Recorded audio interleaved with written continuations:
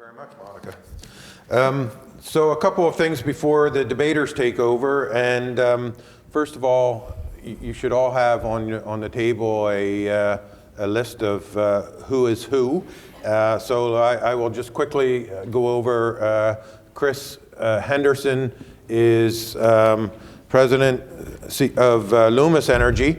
Loomis does a lot of renewable energy projects across the country. Chris also heads up an organization called the Indigenous Energy Network that works to catalyze and work with communities across the country, Indigenous communities, to do projects in their communities. Tanya Leach is executive director of Quest, which is the Quality Urban Energy Systems of Tomorrow. Yeah. Thank you. And does, again, a lot of work in communities, cities in particular, municipalities on energy projects, both on the supply side and also in terms of energy efficiency and energy demand. So they will be your go small or go home, not go small, go home contingent. On this side of the dais, we have Mike Cleland, who's resident, I'm looking at the French side of my titles, which Senior Fellow of Positive Energy Ottawa, and also coincidentally or not, chair of Quest. So if Mike and Tanya get into it a little bit, it's a family feud here.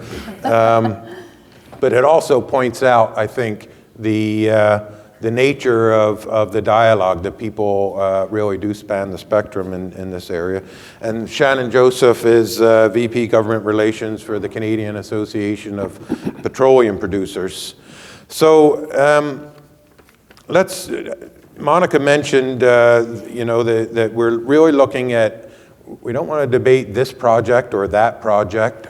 We don't even want to debate whether mega projects are the thing, although that's part of it, or not.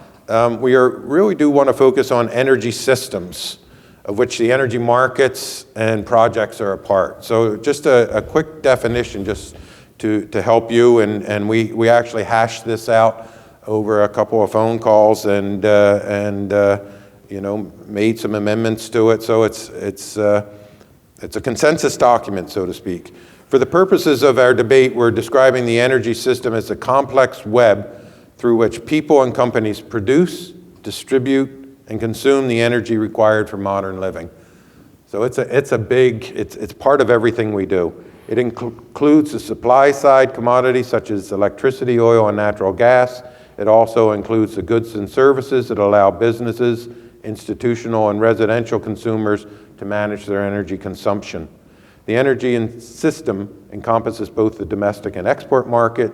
It includes the social, economic, and environmental impacts that result from energy production, transmission, and consumption.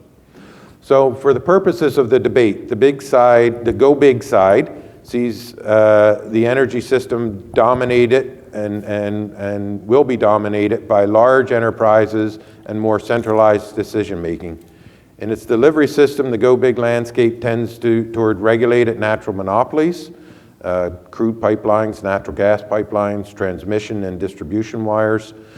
The production of energy is predominantly the domain of large-scale enterprises, largely investor-owned in oil and gas and often provincially owned in electricity. But there is room in that mix for smaller companies and other producers. The go-home side sees the emergence of a far more diffuse energy system with growing importance of decentralized decision makers by smaller players who produce renewable energy, provide energy services, and create community-based microgrids. The electrification of oil and gas displaces a significant amount of hydrocarbon demand in transportation and buildings. There's a greater emphasis on efficiency.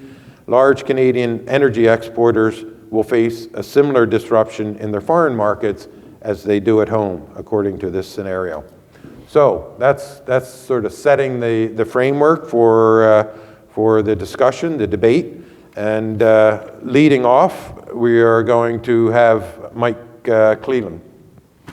Okay, well, thank you, Shawn. I'm advised that we're very much restrained on our time frames here, and that Shawn's going to cut off my microphone